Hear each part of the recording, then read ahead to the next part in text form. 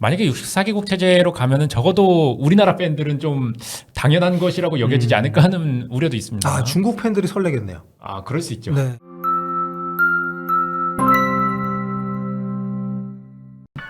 안녕하세요. 폴리티비 서욱입니다. 안녕하세요. 김희준입니다. 네. 자, 조회수 10만의 남자 김희준 기자와 함께하는. 자, 오늘은 저희 월드컵 얘기입니다. 자, 손흥민 선수의 월드컵 본선 무대.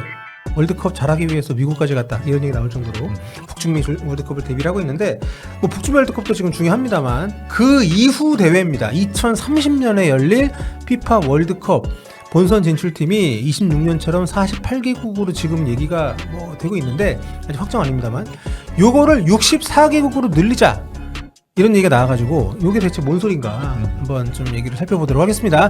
먼저 지금 저희가 나누는 얘기는 이제 북중미 월드컵 다음입니다. 그러니까 지금으로부터 5년 뒤에 열리게 될 2030년 피파 월드컵 얘기인데요. 조금 먼 얘기지만 좀 흥미로운 내용이기 때문에 좀 얘기를 좀 나눠보려고 하고 요게 지금까지 정리된 현재 상황을 보면 이렇습니다. 개최국이 3개국이에요. 예, 그렇습니다. 모로코, 포르투갈, 스페인 이렇게 3개국인데요. 그렇습니다. 아프리카 한 나라, 유럽 두 나라. 다만 여기에 추가로 요게 이제 1930년에 월드컵이 시작이 됐기 때문에 100주년이거든요. 그래서 100주년 첫 대가 열렸던 우루과이, 남미에서 개막 라운드 한 경기씩 개막전을 치릅니다. 예, 우루과이를 포함해서 아르헨티나, 파라과이에서 개막전 각 한 경기씩 네. 이렇게 총 3경기를 치릅니다. 공식 개막전은 1930년대에 개막전이 열렸던 이제 우루과이 몬테비데오에서 치러지게 되고요. 6월 8일 날 시작을 해서 7월 21일이니까 정말 깁니다. 네, 상당히 길게 좀 진행이 되는데 이게 특이한 게 개최국이 공식적으로 6개 나라예요. 그렇죠. 개막 라운드까지. 그래서 주 개최국인 3나라하고 개막전 개최국인 3나라하고 모두 월드컵 본선 자동 진출입니다. 아, 그렇네요. 네. 그러니까 좀 이채로운 그런 대회입니다. 어쨌든 지금으로서는 48개국이 본선에 진출하는 걸로 돼 있었고 그렇게 되면은 각 대륙에서 모로코 또 이제 유럽에서는 포르투갈, 스페인, 남미에서는 파라과이, 아르헨티나, 우루과이를 빼고 이제 예선전을 치게 돼 있는데 지금 갑자기 여기서 64개국으로 본선 진출팀을 늘리자는 목소리가 힘을 좀 얻고 있어서 이게 지금 상황이 어떻게 돼가고 있는지를 저희가 좀 봐야 될 것 같은데 이 모든 얘기를 나누기 전에 피파의 대원칙을 좀 소개시켜드릴 필요가 있습니다. 일단 같은 대륙 연속 개최를 기피합니다. 네, 그렇습니다. 네, 수연 개최 원칙이에요. 예, 2022년에 카타르에서 카타르 월드컵이 네. 열리면서 아시아에서 열렸고, 그렇죠. 18년에 러시아, 그러니까 유럽, 22년에 카타르, 아시아, 26년에 미국, 멕시코, 캐나다, 북중미, 그리고 30년에 아프리카, 유럽이죠. 유럽. 이렇게 해서 이 오세아니아를 뺀 5개 큰 대륙이 다 한 번씩 치른 게 된 거죠. 예, 그런 네. 셈이 되는 건데, 그래서 34년 대회를 아시아의 사우디가 또 하게 되는 네, 이런 결정이 돼 있습니다. 2024년 12월 11일에 있었던 피파 총회에서 모로코, 스페인, 포르투갈의 2030년대 개최가 결정이 되고 그 다음에 이제 아시아 오세아니아 개최 순번이었기 때문에 사우디가 이걸 가져가는. 예, 정확히는 그 2014년에 브라질 월드컵이 열렸었는데, 네. 그렇기 때문에 사실 남미가 조금 더 그 2034년 대륙 월드컵을 네. 개최하는 것이 맞기는 한데, 여기서 2030년에 남미 3개국이 추가로 네. 예, 개막 개최국이 되면서 아시아로 순번이 좀 넘어가게 되는 거죠. 그렇죠. 그래서 남미 쪽에서 그래서 좀 약간 민감하게 나올 수 있다라는 정황은 이해는 됩니다. 예. 왜냐하면 얘기하신 것처럼 2014년에 브라질 대회를 개최하고 2030년 대회를 뭔가 좀 애매하게 개최하는데 또 개최 타이밍이 넘어가 버린 게 돼버렸기 때문에 예. 그래서 남미에서 아예 2030년 대회를 어차피 이렇게 된 거 그냥 남미 대회 느낌 나게 하자 뭐 이런 취지에서 아이디어가 나온 것이 아닌가라는 생각이 들 정도로 상당히 적극적으로 얘기를 나누고 있는 것 같습니다. 일단 64개국 본선 월드컵 이게 어떻게 처음에 이제 본격적으로 얘기 나왔는지 가장 최근에 좀 진전된 내용을 시작으로 한번 얘기를 나눠보도록 하겠습니다. 네. 현지 시간으로 22일이었는데요. 미국 트럼프 타워 내에 있는 피파 뉴욕 본부 회의에서 남미 축구 연맹 회장을 비롯해서 이 방문단이 그 인판티노 회장과 그 그라프 스트롬 피파 사무총장을 방문을 했습니다. 네. 그 남미 주요 국가 대통령들이 미국에 이제 온 김에 같이 또 동행을 했더라고요. 예, 네. 그렇습니다. 이게 축구 인사뿐만 아니라 파라과이 대통령 산티아고 페냐, 우루과이 대통령 야만두 오르시도 참가를 했고요. 아르헨티나 대통령인 하비에르 밀레이도 참가가 예상이 됐지만 실제로는 트럼프 대통령과 같은 시간에 접견이 있었기 때문에 밀레이 대통령은 참가를 하지 않았습니다. 그렇습니다. 이 자리에서 이전에 좀 언급이 됐었던 64개국으로 본선 진출팀을 확장하는 아이디어를 인판티노 회장한테 직접 이제 제안을 했다는 거죠. 예, 그렇습니다. 이게 이전부터 논의 자체는 나오고 있었는데 인판티노 회장에게 직접 이 아이디어가 전달된 건 이번이 처음입니다. 네, 알레한드로 도밍게스 이분이 이제 남미 축구 연맹 회장인데 이분이 이제 인판티노한테 직접적으로 제안을 했고 뭐 사전에 뭐 조율이 됐었는지 아닌지 모르겠습니다만 인판티노 회장 쪽에서도 뭐 긍정적으로 이거를 또 접수를 했다고 하니까 이 얘기는 당분간 좀 이어지지 않을까 생각이 됩니다. 일단 최초로 이 얘기가 좀 공론화된 게 언젠가요? 올해 3월입니다. 네. 올해 3월 피파 평의회 회의에서 처음 등장을 했고요. 당시에는 이그나시오 알론소 우루과이 축구협회장이 제안을 했습니다. 100주년 기념 경기의 당사자죠, 어떻게 보면. 네. 그렇기 때문에 100주년 기념 경기이기 때문에 좀 64개국으로 늘려서 좀 더 세계인의 축제 느낌을 내보자 이런 제안이었고요. 그리고 4월에 또 도밍게스 회장이 남미 축구연맹 총회에서 해당 아이디어를 주창을 했고 네. 5월에 파라과이에서 열린 피파 총회에서도 도밍게스 회장이 64개국 월드컵을 옹호를 했습니다. 이 과정에서 뭐 우린 50번째 생일은 49번째 생일이나 51번째 생일과 달라야 한다. 우리나라로 치면은 그래도 환갑잔치는 좀 성대하게 열어야 되지 않겠냐? 그죠. 그러니까 네. 기념일을 어떻게 그냥 넘어가냐? 뭐 이런 거죠. 그렇죠. 자기 미쳤어? 이거죠. 네. 그러니까 100주년이니까 좀 뭐 계속해서 64개국으로 늘리자는 게 아니라 일단 이번 100주년 기념 대회만큼은 좀 더 많은 나라들이 참가해서 축제처럼 해보자 뭐 이런 취지가 아닐까 생각이 드는데 그러니까 이 한정 이벤트로 일단 아이디어가 현재로서 나온 거죠. 그렇죠. 네. 이게 계속 64개국으로 하자는 게 아니라 2030년 월드컵은 100주년이니까 그렇게 하자는 의미에 일단은 가깝습니다. 그렇습니다. 특별히 그렇게 하자는 얘기인데 일단 남미 쪽에서 이렇게 주장하는 게 단지 기념일을 자축하자는 의미만 있는 것은 아닐 것 같거든요. 어떤 이유들이 있을까요? 예, 일단 이 아이디어를 남미를 제외한 다른 대륙의 회장들이 모두 반대 의사를 밝혔다라는 네. 게 조금 특이할 만한 사항인데 그러면 더욱 중요해지죠. 왜 남미는 이 많은 대륙들이 반대하는 월드컵 64개국 월드컵을 주장하느냐 이건데 지금으로서는 이제 한 경기씩 3경기만 개최를 하는 거잖아요.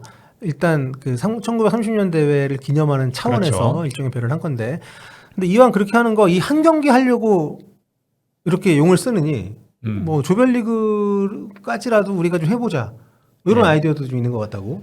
예, 그렇습니다. 외신의 분석에 따르면 이제 조별리그 한 경기만 개최하는 거는 남미 축구연맹 차원에서 이 득보다는 실이 좀 많으니 차라리 64개국 체제로 개편을 해서 조별리그 숫자를 늘려서 조별리그 전 경기 그러니까 6경기씩 해가지고 한 18경기 정도는 남미에서 열자 이런 아이디어라고 분석하는 기사도 있었습니다. 그렇습니다. 남미가 1978년 아르헨티나 월드컵 이후로 지금까지 2014 브라질 월드컵 말고는 개최를 못했단 말이에요. 그렇죠. 그런데 그 귀한 기회를 이번에 뭔가 3개국 하는데 묻어서 가는 느낌으로 이렇게 지나가 버리면은 진짜 좀 언제 또 할지 모르는 상황이기도 하니까 아마 이번에 이참에 그냥 거의 개최 느낌으로 해보자 뭐 이런 취지가 아닌가 그런 분석들이 좀 있더라고요. 예, 그렇습니다. 네. 그렇기 때문에 이왕 우리가 대륙 순환 원칙에서 조금 벗어나는 느낌이면은 네. 아예 조별리그를 개최하자 이런 시각이 있고요. 네. 또 다른 시각으로 놓고 보면은 48개국 체제에서는 남미가 최대로 진출할 수 있는 국가가 10개국 중에 7개국이거든요. 그렇죠. 지금 이제 남미는 뭐 고정입니다. 나라가 10개밖에 없기 때문에 네. 10개국이 6.5장이죠. 예, 정 네. 6.5장이라고 볼 수 있는데요. 예, 그러니까 총 최대 7팀까지 나가는데 지금도 사실 많잖아요. 네. 10개 나라 중에 그렇게 나간다는 거는. 근데 만약에 64개국이 되면 그냥 다 나가는 거 아닙니까? 예, 경우에 따라서는 사실상 10개국 전원 진출도 가능한 경우의 수가 발생할 수 있고요. 네. 뒤에 저희가 특혜 배분을 좀 설명을 드리겠습니다만 지금 남미에서 유일하게 베네수엘라만 월드컵 못 가봤는데 이렇게 되면 다 나갈 수 있습니다. 예, 그렇기 때문에 이거는 사실 주요한 이유라기보다는 약간 남미 축구 연맹 회장이 실제로 이 64개국 월드컵을 성사시켰을 경우에 어떤 치적 그런 느낌에 조금 더 가깝다고 보시면 되겠습니다. 그러면 거의 무슨 코파 월드컵이네요. 네. 아무튼 외신을 종합하면 어차피 장기적으로는 64개국 체제를 피파는 원하고 있는 것 같다라는 뉘앙스의 또 얘기도 있었던 것 같고 스포츠 관점보다는 재정적 정치적 이익을 고려해 피파 결정할 것이라고 평의 멤버들이 얘기를 했다고 하는데 지금 뭐 클럽 월드컵 얘기도 그렇고 어쨌든 피파는 지금 매출을 극대화시키는 쪽이 혈안이 돼 있으니까 뭐 많은 나라가 참가하면 그만큼 수익은 는다고 보는 시선이 있을 수 있죠. 그렇죠. 네. 뭐 피파가 정확히 어떤 생각을 가지고 있는지는 본인들만 알겠습니다만 사실 수익 증대라는 측면에서만 놓고 보면은 남미 축구 연맹이 이렇게 나서서 주장을 해주면은 피파 입장에서는 땡큐다. 그렇죠. 이렇게 볼 수 있겠습니다. 월드컵을 뭐 2년에 한 번씩 하자는 얘기도 옛날에 있었던 것도 기억이 나는데 우리 입장에는 그래도 월드컵이 4년마다 이렇게 좀 소수 정의로 해야 나름 가치가 유지가 되지 않을까 생각도 좀 드는데 이렇게 되면은 진짜 뭐 아시아도 10장 넘게 배분받을 수 있는 거잖아요. 그렇죠. 네. 유럽은 지금 적극적으로 반대하고 있습니다. 예, 아까도 말씀드렸다시피 남미 축구연맹을 제외하면 사실상 모든 대륙이 반대 의사에 가까운데요. 대표적으로 유럽 축구연맹의 알렉산데르 체페린 회장은 매우 잘못된 아이디어다라고 하면서 협의 없는 발표에 반감을 드러냈고요. 네. 북중미 축구연맹 몬탈리아니 회장 역시 아직 48개국 체제도 안 치러봤는데 64개국 체제는 시기상조다라고 하면서 부정적인 입장을 내비쳤습니다. 맞습니다.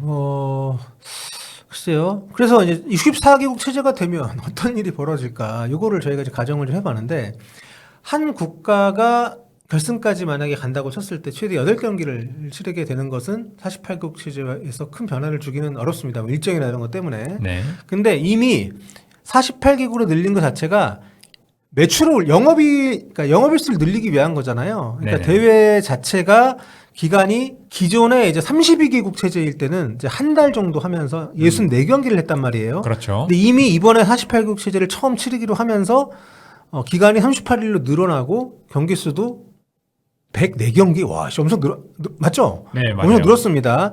근데 이게 어떻게 보면 지금 UEFA는 클럽이 더 강세잖아요. 네. 클럽 축구가 주인데 여기 입장에서는 기존에 안 그래도 선수들 혹사당하고 막 선수들을 활용할 수 있는 일자가 좀 줄어드는 건데 여기다가 64개국으로 늘리면 이거는 진짜 선수들 건강도 그렇고 확보할 수 있는 매출 일자도 그렇고 여러 가지 문제가 좀 있을 수 있는데 만약 64개국이 되면 지금 추정 치료는 거의 뭐 6주?